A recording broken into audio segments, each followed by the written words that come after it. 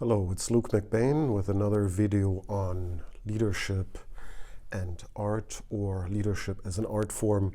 I'm always on the lookout for good interviews with artists on their art and how they experience their own artistic process, and then make the direct reference to leadership to prove a point that leadership is actually an art form. And by now I've reviewed hours of materials and books, and it seems quite clear that it is. But today I came across another very interesting interview with an Indian award-winning architect, Balkrishna Doshi. And it was quite astonishing to see, first of all, again, these universal principles of art being vocalized and experienced by this particular architect. And on top of that, the analogy of architecture and leadership is really, really interesting in terms of what it means to open up spaces for other people to have an experience. I think that becomes even more apparent when you talk about architecture and when you look at about the reasoning and process and the values of architecture.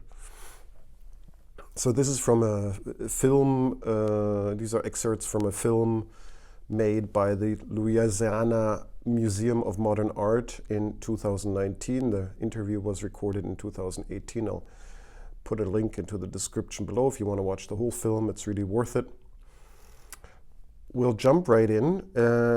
Again, Balkrishna Doshi does not make any claims about leadership. This is my own interpretation. This is my own commentary that I make the connection to leadership. I look at the artistic experience. I look at what the artist deems important for his or her work. And then I show why this is also important for leadership, and that that's actually the same process. I claim leadership is an art form like any other art form, which creates meaning and the ability to create also a future. So let's just jump right into the film, into the first clip, and have a look what Mr. Doshi says about his work of architecture. My childhood always comes back. I have no constraints because of that. I am free because I am a child. So discovery becomes important. I continuously try to discover something that I had not seen or experienced before. I continuously try to discover something I have not seen or experienced before. That is actually exactly the act of leadership. That is what leadership is all about. Within that, we could just stop right here, not continue the rest of the interview, and that's it. The problem, of course, is then, okay, is that really the case? Isn't leadership something else, like motivating people and other such strange things which float around in the leadership theory and practice community? Well, no, it's not, and we will that's why then you have to dig deeper and say, okay, what is that, this transformation of the unknown to the known, and what preconditions do you actually need? And one of the preconditions he mentions here right on in the beginning of his statement is, I'm always able to be a child again.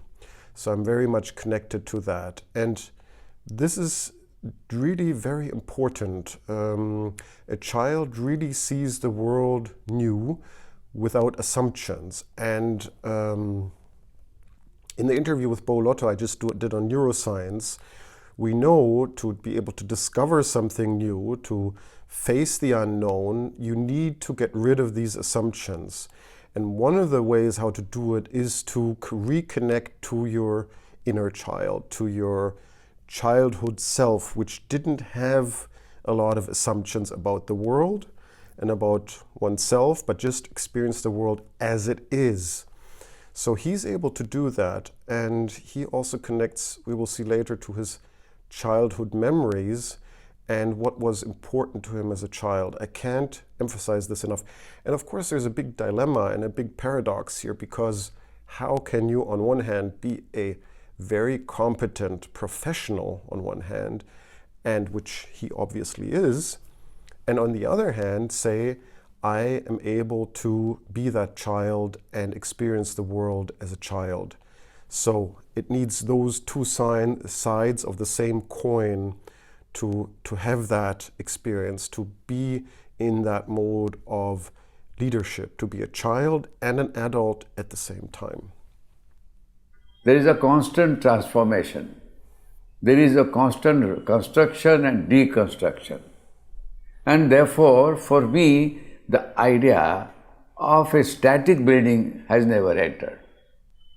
In my life, building is organic, growing, because my grandfather's house was only one story, then it became two stories, then it became staircases were added, they added walls, then there was no space, so you make a sandwich wall and put staircase there. And this is really where I grew up. So my notion of architecture, therefore, is not a theory or a building designed as a design, but to me it is like an organism, growing organism. I thought that very interesting, because for me, up to now, until I saw this interview, I viewed architecture or buildings as something very static. Yes, indeed, like I just saw them as structures which provide shelter or have a certain function. So I had a very mechanical, mechanistic view of architecture and perhaps also engineering. Or engineering, for sure, there's a lot of elements which pertain to mechanistic thought, but he says architecture is for him something organic. And so he infuses the whole idea of something, of architecture, with something very alive. It becomes alive, it has meaning. And that's where the organic part comes from. It starts to interact, and we'll see later in another part of the interview, it starts to interact meaningfully with people who inhabit or who work within that space. And also in terms of what the videos I did on Tarkovsky and Beuys, what's so interesting between architecture and sculpture again is that the space which is provided through architecture is actually more important than the structure itself. So what you take away, what you leave as empty space, is much more meaningful for the people who you build for, or for whom you do architecture, than the actual structure itself, the structural elements which keeps the building up, which is important. And you could actually make another analogy here that, yes, this is an interaction of rational cause and effect thinking plus art, plus meaning creation. And in management, it would be the same thing. Of course, you would have your cash flow projection and your systems and structures and processes in place. And that is those are the structural elements. But without leadership, they are meaningless. They're lifeless. They're dead. People have difficulty interacting with those structures, or actually don't interact with them. And we just talked about motivation, have no motivation to interact with them. So leadership is this act to infuse meaning into rather dead material structures or systems and processes. And while you are doing, you are thinking about privacy, you are thinking about climate, you are thinking about the use of light and ventilation and air. I had to invent a whole lot of things because everything had to be, at least windows, doors, spaces, they have to have multiple uses. And those multiple uses became for me very important. Let us say you have a window and you make a grill because you have a window there, you need a privacy, so you need a curtain. But rather doing all this, If you can make metallic lures, everything works together and you get diffuse light. So I was thinking about architecture in another way of creating elements which would be multi-purpose, multi-use and affordable. So my whole attitude to architecture has been, is it affordable? Is it sustainable? Is it viable for Indian conditions? And can I avoid using less of sophisticated technologies? I found this part very interesting. Again, he's basing his whole art of architecture on certain values, and still later on we'll come to the point where he has this formative personal story where he explains why these values are so important to him.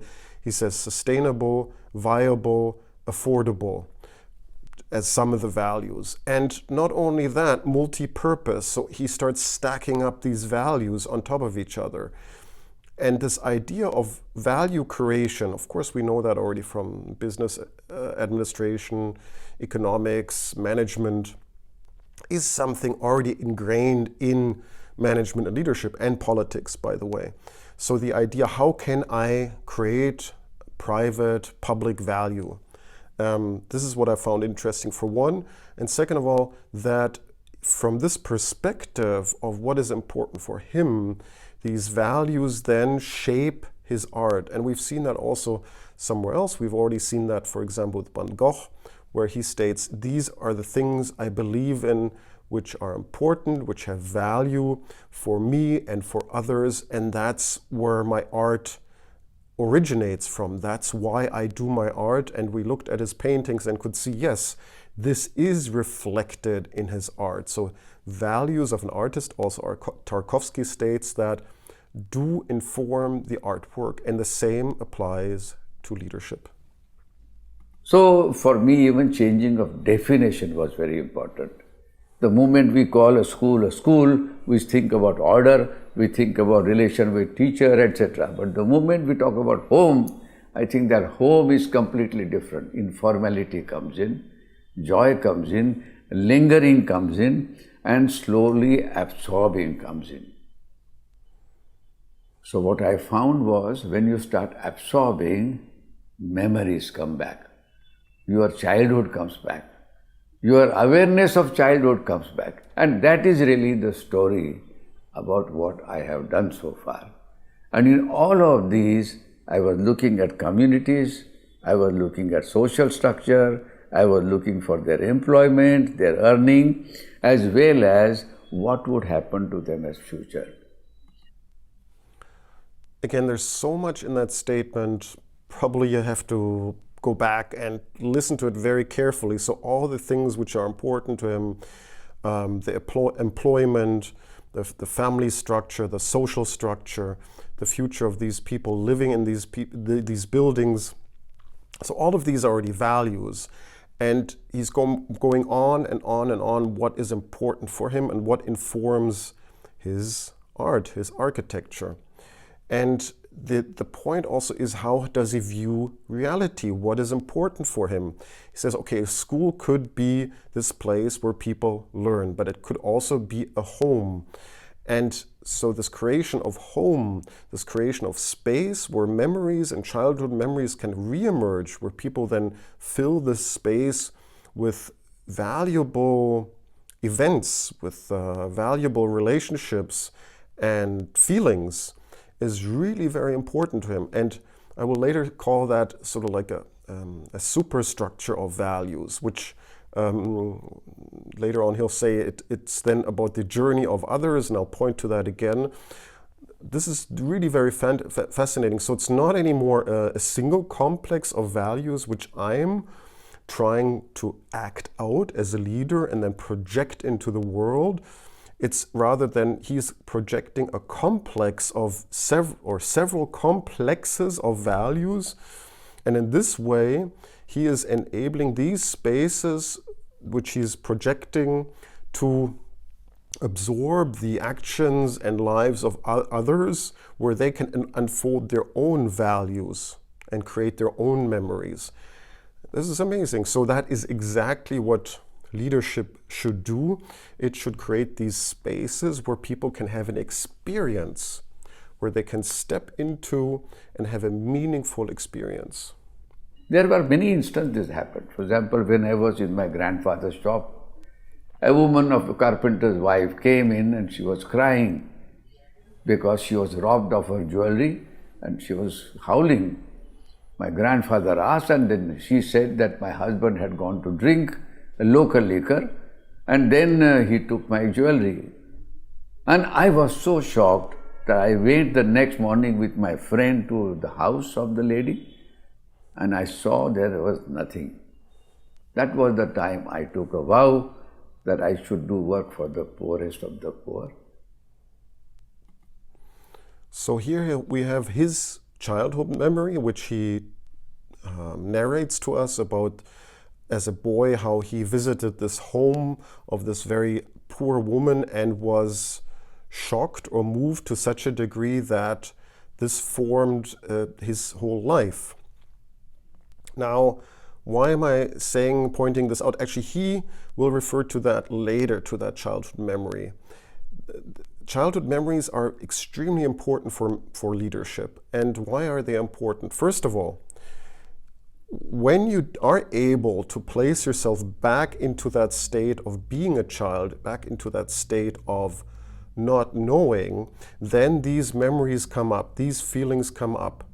That's number one. So they're part of what Bo Lotto calls the space of possibilities. The space of possibilities is that liminal space where that imagery comes up, those memories come up, those feelings come up. That's number one. Number two is these memories are very important. These events in childhood are very important for the creation of ethics and values by which we feel compelled into action. So what would be good in terms of leadership is, first of all, acknowledge that they are important and become aware of them, just like he does become aware of them. And he's able to verbalize these memories and say, this is why it's important. That was a personal, formative event in my childhood. And just as a small exercise, you might want to write down like 10 formative experiences of your childhood. You will see that they're actually very easy to identify and they will never ever leave you. So this idea in terms of leadership, again, that this is a, let's say, objectively driven science which has none of these interactions of other memories, subjectivity, feelings, emotions, where we place our values.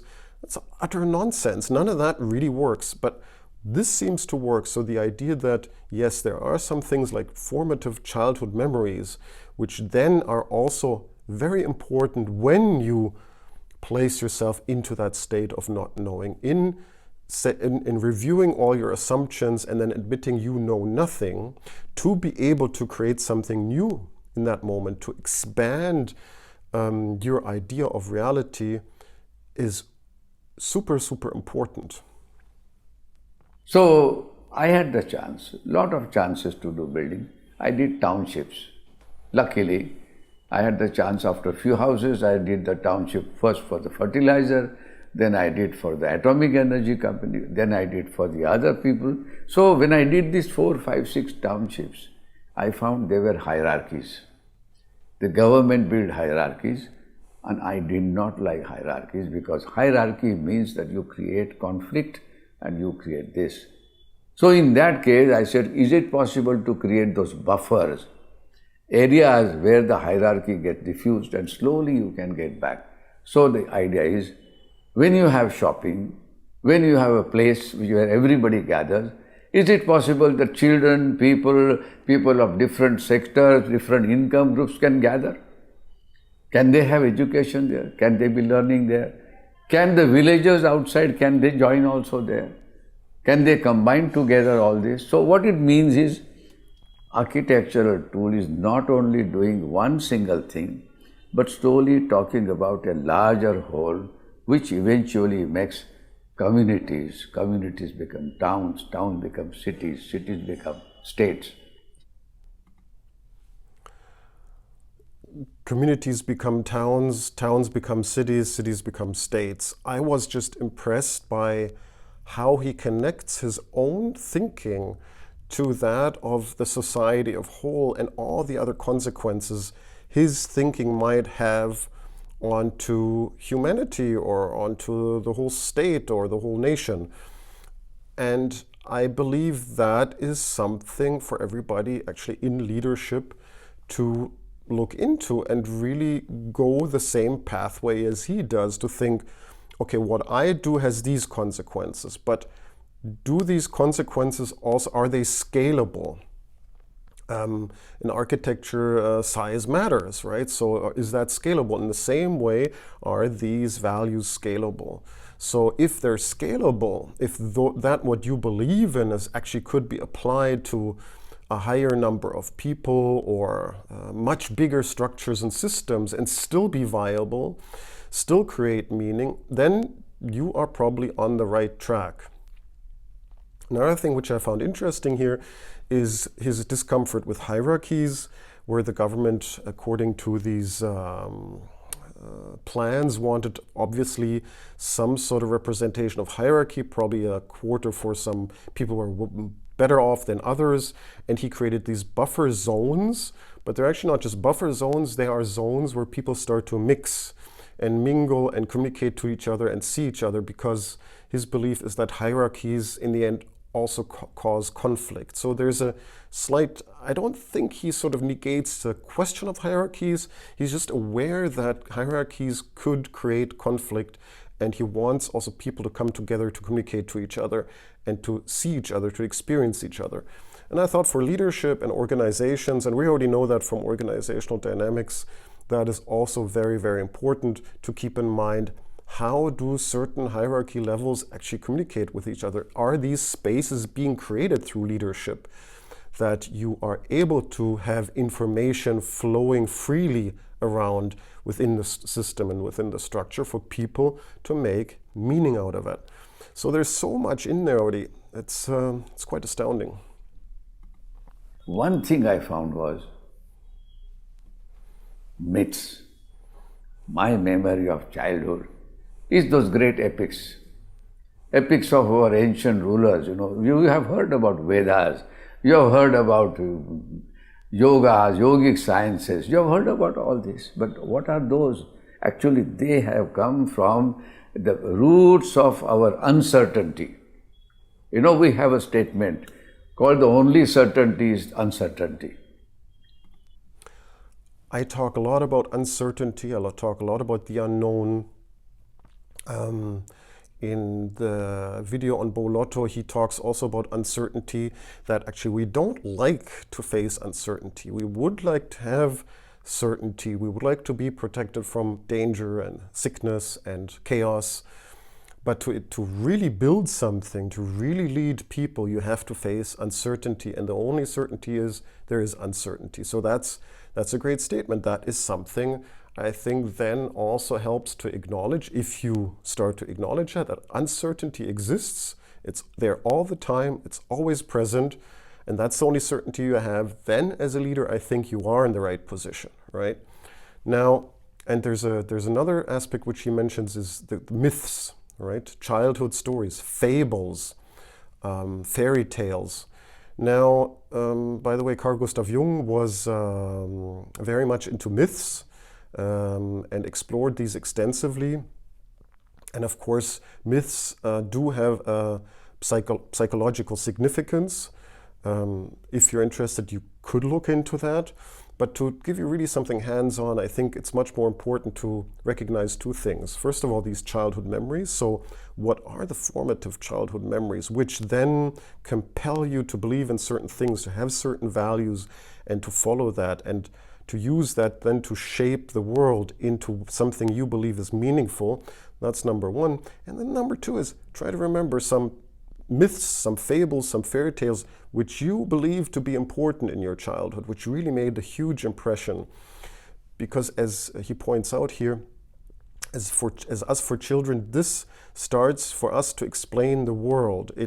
Myths are the first thing which start to make sense of the world. And for good reason. He says they are deeply rooted in our culture and are the first thing which makes sense of uncertainty. And that's absolutely true. He's not even a psychologist, but he's actually really saying that which is from a psychologically correct position. Nevertheless, again, look at your own memories of fairy tales and myths, and look at those myths which spontaneously write them down, 5, which are really, really very important to you as a child. And you will see, you will recognize within these mythic structures, there is already this value system which you are attempting to act out and to embody. That is what you actually believe in. That has gripped your imagination as a child. That has propelled you forward. That has also given you the energy to do whatever you want to do. And later on, then we start to rationalize about the world. We start to think about cause and effect. We start to learn. We start to study certain practices and principles, and forget about those mythic structures or those mythic stories, which are, however, rather formative for our internal value landscape. Another statement is, there is a unity in diversity.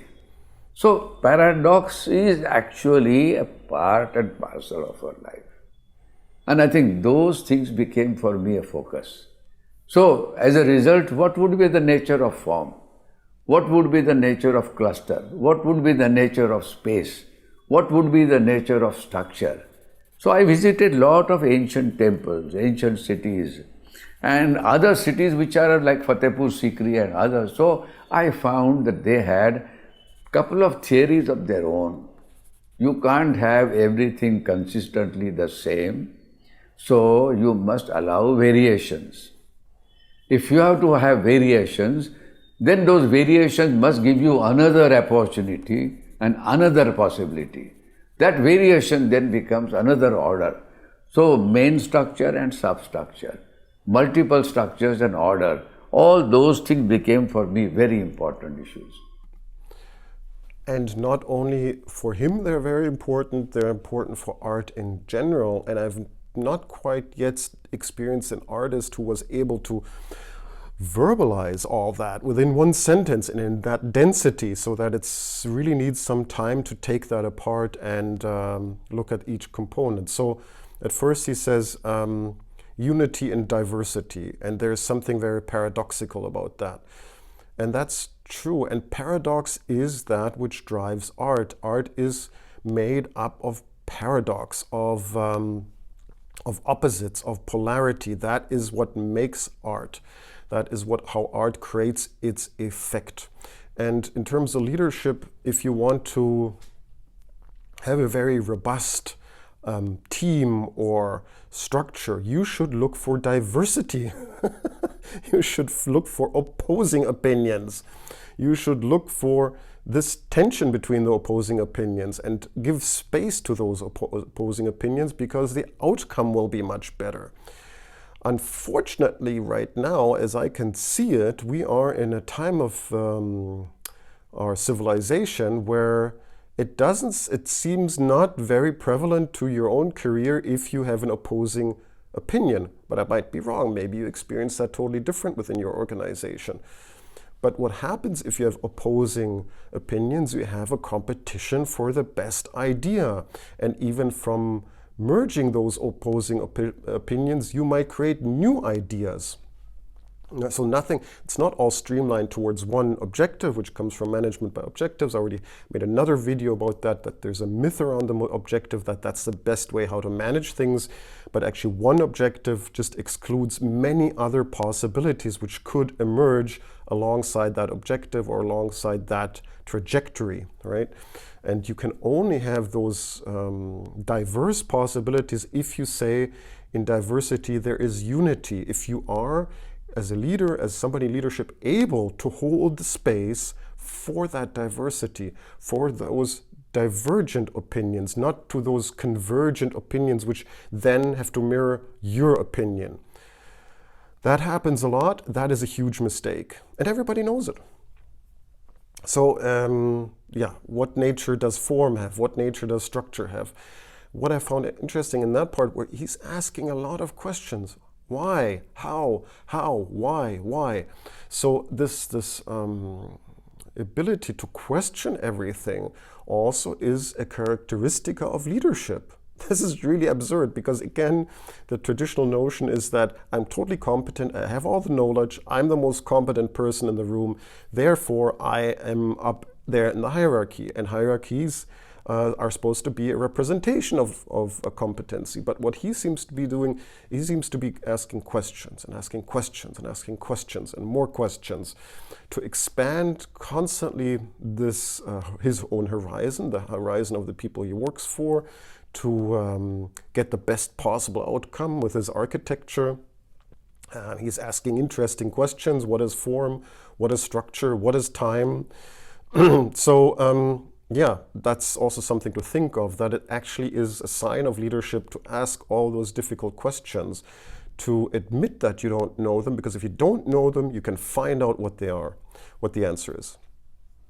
And thirdly, there's another point here, which is theme and variation, which he says structures and substructures. So that's what he's interested in, theme and variation, which is also an artistic principle. Theme and variation, you'll find it in music, you'll find it in literature, you'll find it in poetry, you'll find it basically everywhere, also in paintings.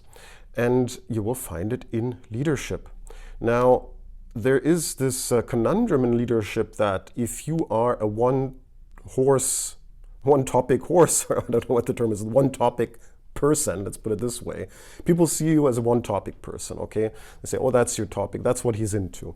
But that's not a bad thing, because as long as you drive the variations to a point where new themes then emerge, that's what he's proposing. So to open up the space of possibilities, to do all these variations, and within those variations find new themes to continue your journey. So that what is he proposing? I think that you can also observe in leadership, theme and variation. So you got to ask yourself, what is my theme? How do I look into the variations? How much space of possibilities do I have to go into? My theme right now is leadership. Maybe in the future will be a different theme. And all my variations are architecture, painting, music, literature, poetry. And I go into all these substructures and explore them and find out what it is. And then I develop new themes from that. So that's just one example. So all those things for me became very, very different issues, so that I would say, if I want to do a building and if I have a column or if I have something else, can I make it alive so I can adjust something? Can I do something by which I can distract, disconnect, add, subtract?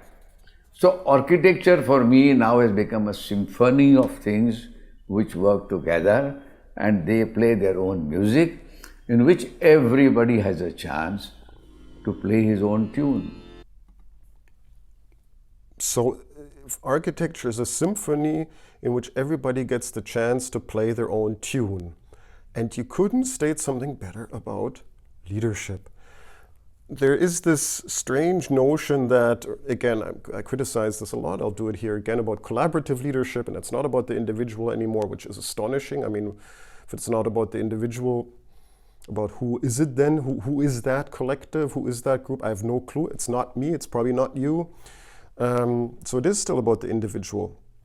What he's saying in terms of meaning making and sense construction is that he compares that to a symphony where others can step into that, have an experience and play a tune, have their own, shape their own experience. And that is what leadership is ultimately.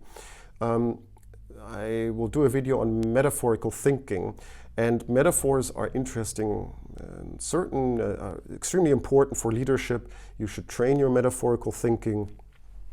You should, because what metaphors do is they produce actually this verbalized symphony of a possible future in which people are then compelled to enter this metaphor and find a place for themselves to live within that metaphor. That's what metaphors do. Objectives don't do that, by the way. That is why management by objectives will underperform to management by metaphors, because the objective is quantified, it's externalized, it's rationalized, it's basically already dead. Once it's externalized, it's a dead thing which is sitting out there. Nobody can live in an objective, start to play their tune in an objective, feel motivated by an objective. It just gives some sort of direction, but it's all dead. It's already dead. It's just as dead as it is when it is completed. But a metaphor is not dead. A metaphor is alive. And once you step into the metaphor, once you invite others into the metaphor, you will see how they step into it. They feel compelled, they feel motivated, and they will produce something according to this metaphor. And yeah, so that's one point I wanted to make here. And metaphorical thinking, it's just like the symphony of leadership. But then if you had to add, what do you do? So you use certain structural systems which work. So most of the temples are made of stone. But what is interesting when I went first time into the stone temples was I never found where the addition was. The long corridors were there, but the moment they added, they juxtaposed that corridor by a parallel corridor as if, it's moving further. So there was a transition. And because of the transition and because of expansion, they had little courts. And from those courts, you got only not light, you got ventilation, and you had people to gather together, isolated, in group or in any way you want. So one thing was, when the open-ended structure was done, you got hold of other cosmic forces that they would enter into it, they would add on light, ventilation, but beauty was when the rains came, when the breeze came, you would feel the breeze, even though the structures are mega structure, but they are all in fragments. So again, that was important for me because he mentions these spaces, these courtyards. So on one hand, the structures always change through those who inhabit them and fill them with life, and they change over time, so they are alive, but also they have space to the elements, to rain, to sunshine. And I found that interesting in terms of management and leadership to think in terms of these spaces. How are these spaces, how do you create these spaces, not only for people to fill them with life, but also for the elements to come in, to allow for uncertainty to come in, to allow for chaos to come in, and to fill that space with life, with action, with activity, with rain. So, and we know already from management that you should buffer always somehow your management, but in leadership, somehow it hasn't trickled into there that also there it's important to allow for that space, not to suffocate everything through your rationality, through your opinion of the world. That's not how you create space. There was something in the clip before which I found is interesting, was this column with these mythological figures. So he said, how do I make a structure, so something which holds actually the weight of the building, come alive? That is something which is very important to him. So again, you see this willingness to turn something structurally, rationally necessary form into something alive, because that is what will move people once they enter the space. And again, this especially this interest in myth. So I guess for leaders in general, you should start reading up on your myth, because myth is something which interests people, which moves them, which will get them motivated, interested in each other, interested in these structures. And again and again the question, how do I make it turn it into something alive? And because he has access to these myths, because he has access to these stories, it's not that difficult for him. Second thing was, if you go there and you're bored and you don't know, suddenly you see a column with a horse attached, or a dancer attached, or another statue attached. They were all from mythological stories. And when they were there as a mythological stories, you almost felt that the columns are alive.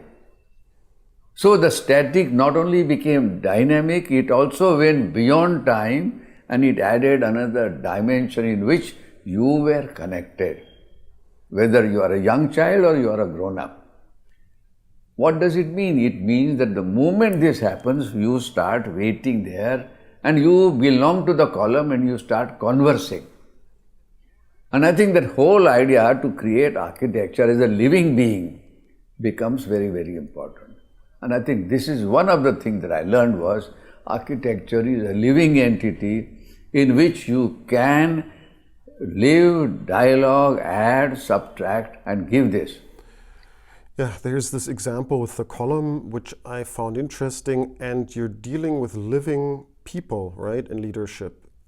So you are exemplifying something through your leadership, or that which you perceive which is leadership, which is basically some sort of art form which is flowing through you, and you should be highly aware that you're dealing with, so that is a living thing already, and you're dealing with living people. And to tap into those memories and into that liminal space, that space of possibilities, and utilize that to make that what you're doing come alive is of extreme value. And people say, oh my goodness, why should we are just a business, we just sell stuff. But again, even now somehow, I just remembered that in many cases, you've shifted, or even the business world has shifted from just selling something, a convenience, into selling an experience. And if you look at the iPhone and many other products which are out there, the experience really does it. It's the user experience which then gives the competitive advantage. So what people experience with whatever you're doing, with whatever you're selling, is it a service, is it a product, is not nothing. It's very meaningful and it's very important. And if the team which you're working with doesn't feel anything about it, then the people who will be buying your service or using your service will not feel anything about that either, and will not value it to a certain degree and say, this is really something, I have a specific experience here. So experience matters, and especially within leadership, not only your experience, but the experience of others that matter. And that's why I call this sort of like a superstructure. So first of all, your experience matters, which means you have to be aware of your own experience and what shapes it. And then you have to start building experience for others. And that's really interesting. The most important thing that I did was I remembered my childhood. I remembered that lady. And then I decided that one day I will give them something by which they will have identity. Here again, he goes back to his childhood memory and says, that's how I went back to those memories. That memory gave me certain inspiration. That's why I wanted to give them a certain identity. I wanted them to feel connected to this place which I built. So we'll see how he does that. So when the opportunity came from the government to give economically weaker section only a plinth of 30 square meter with a very small, maybe 30 centimeter high plinth with a water tap, electric connection and a toilet, 30 square meter long, I thought if that is given to them, why don't they have a chance to build their own house? So the moment you empower people, the moment you empower them, there is hope. So he is creating hope by empowering them, but which is much more simpler in fact. So the residents were able to co-construct their own buildings, and of course everybody who has done any home improvement knows immediately what that means. You are very proud of your achievement, you own it, you start to identify with the place, it becomes your home, it becomes meaningful. So again, this creation of meaning, or setting, let's say, the frame or the ground where meaning can thrive, where it can be created by others, that would be one of the core competencies of leadership. The most important thing was, if you don't see people and you only see building, a low-rise building and trees under the shade, you wonder where are the people working. So lastly, but most important was the journey. And I think what I tried to do was create a journey of discovery which I told you about the Indian temple, poor Indian houses, and I thought I will practice that and create these spaces along with water and others which are a cyclical order or climatic control order. They would become part and parcel, and that is really how I did Sangat.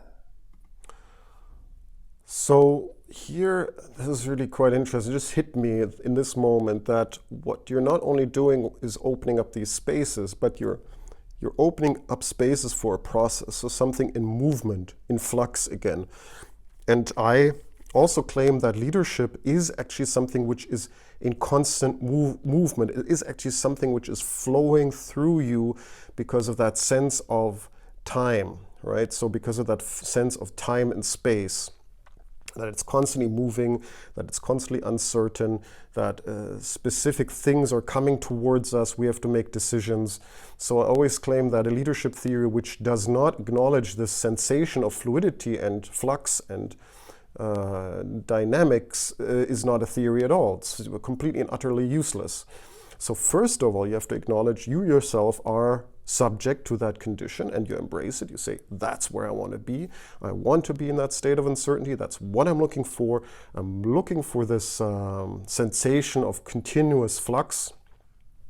But not only that, now as a superstructure, if I'm, for example, leading other leaders, right, I'm creating the conditions, the ground for them to have a journey, for them to build something, for them to create something, for them to have a meaningful experience. And that meaningful experience is not just created through, let's say, these patterns or complexes of values which you project into the world or which you give opportunity to enter into.